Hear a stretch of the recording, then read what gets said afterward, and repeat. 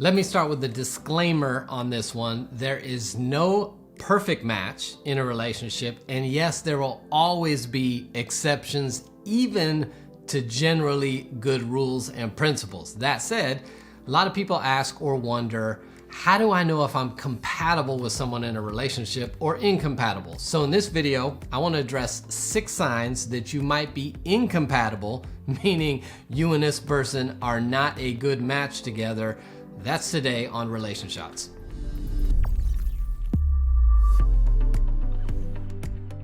Hey, welcome to Relationshots. My name's Eric Wooten. If this is your first time hanging out with us, welcome to the place to get practical relationship advice that actually works in your relationship. If you haven't already done so, go ahead and click the subscribe button and the bell notification so you don't miss upcoming videos. If you want a free guide to intimacy, click the link in the description area below. You'll also see some other resources, whether it be classes, our marriage membership.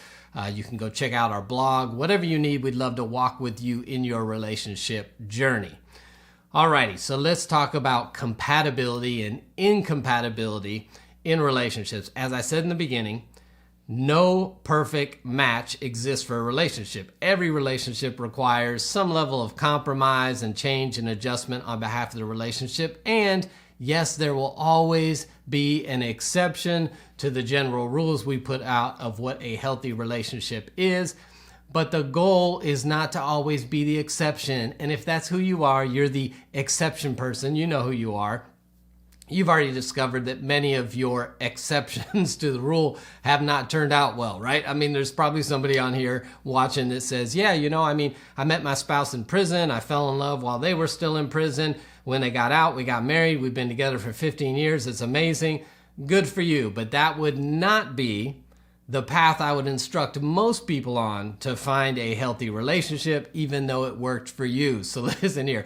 The goal is not to be the exception to relationship rules. The goal is to follow good principles that will give you the best chance of ending up with a healthy relationship. So it's important to know what are some things that may cause incompatibility so we don't get wrapped up in a relationship trying to make it work when it just probably isn't going to work the way we want it to work.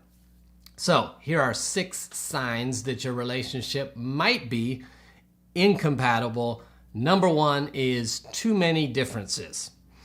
So listen, the reality is opposites attract. Absolutely. My wife and I are different in many areas with personality and temperament and that kind of thing. But when there are too many differences, then it's hard to find similarities to connect on, right? The way we build a friendship with another person is through shared experiences and similarities. Most of your friends you met either through a sport or a club or an activity or something similar, that something you had in common. And so when you're in a relationship with somebody and there's too many differences, every one of those differences has a potential to cause conflict in the relationship. And at some point, it'll be hard to find things to connect on because everything you can think of is actually different. If you are different in your ideals, your values, and your core principles, I promise you that is going to cause constant conflict in the relationship, which leads me to sign number 2, which is constant conflict. Listen, conflict is natural for a relationship. Absolutely. You're going to have differences. You're going to have disagreements. 2 people will have conflict of interest, which causes conflict.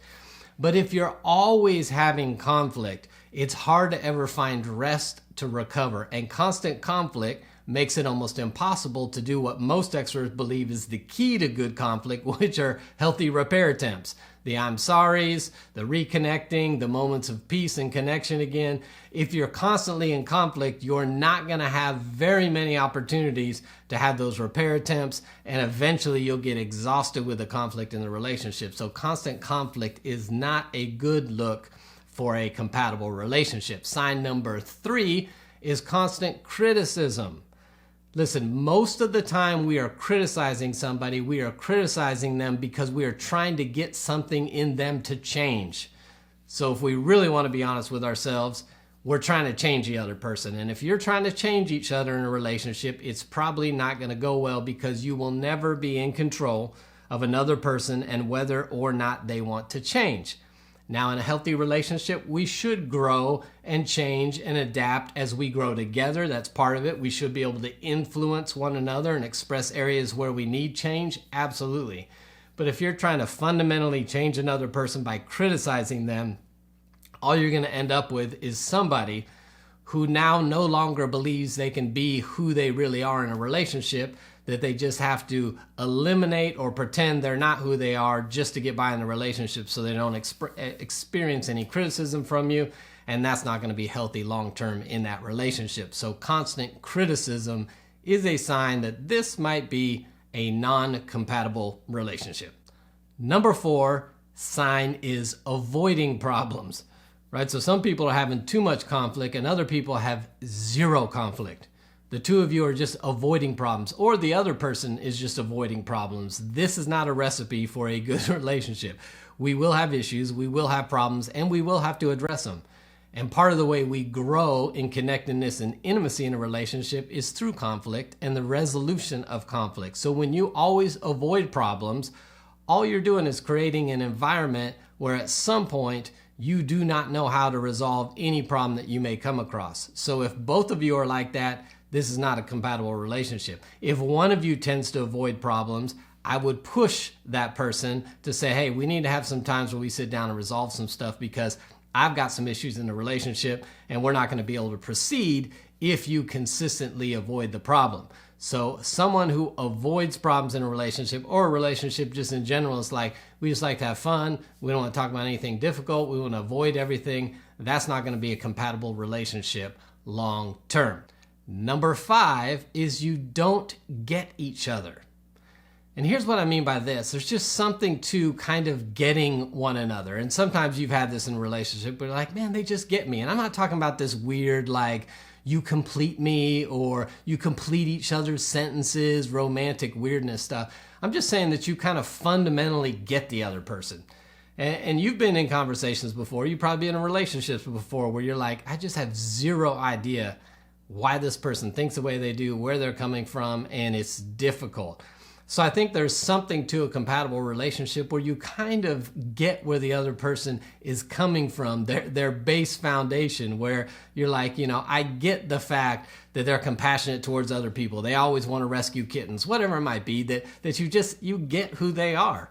That may not be who you are, but you can still kind of get who they are. If you find yourself in a relationship where it feels like every time you have to kind of explain yourself is like a 10-minute tutorial before the person's like, oh, I see what you're saying. That's going to be difficult in a relationship. You're going to get tired at some point because we all want to feel validated. We want to feel understood. We want to feel known. And so when someone you're in a relationship with just doesn't seem to get you or why you think like you do or why you're passionate about the things you're passionate about and they can't really relate to that, at some point, that relationship's going to be real difficult to keep together. So a healthy relationship, we kind of get each other on some level. That makes sense to me. I understand that. I'm down with that. So I think you have to get each other. And if you don't, that may be a sign of incompatibility. And the last one is isolation. Listen, I've done videos on why you shouldn't date a private guy, and I've done videos on why community is so important. I just believe a healthy relationship requires a community around them. And so if you and the person you're dating are fairly isolated, it's you two against the world, that is not a good look, and that's not a good recipe for a long-term relationship. I think you have to do some group things. You should be doing things with friends. It shouldn't always be the only time you go out is just you and them solo on a date, never with anybody else. I think you need to do group things with friends. I think you need to be around each other's families. If you've never met their family, they've never met your family, that's not a good look. If you don't know their friends and they don't know your friends, not a good look. Oftentimes, from experience, when somebody wants to be isolated and only have it be you and them and whatever excuse they come up with, it really comes down to 2 reasons. Either they're shady and they don't want to get caught in something, or they've been hurt and let down with people so many times that they've never dealt with that pain and healed from that pain, and so they're avoiding those things because they don't want to deal with that pain again. Either one is not a good recipe for a healthy relationship. So to me, that would be a sign of incompatibility. So there you go, 6 signs that you may be incompatible with another person. Yes, as I said at the beginning, there can always be an exception. So don't say, well, yeah, we're isolated, but that's just because, and give me the exception. Okay, well, maybe 1 in a million, that makes sense. Most of the time it doesn't. And yes, I know that we can change and that people can change. I fully get that. These are general principles that it might be an incompatible relationship. If you want to push through them all and do the hard work and frustrate yourself, God bless you. But I'm just trying to give you some signs. And yes, there probably could be another 10 signs, but at some point we got to cut off a video. So we'd love to hear your thoughts in the comment section below. If you have recognized these in a past relationship and said, yeah, that's absolutely right. Or maybe you disagree and say, no, that exists in our relationship, but here is how we've made it work. I'd love to hear that too. We can all learn from each other. If I can help you in any way in your relationship, check out all the resources in the description area below. And until next time, see you right back here on Relation Shots.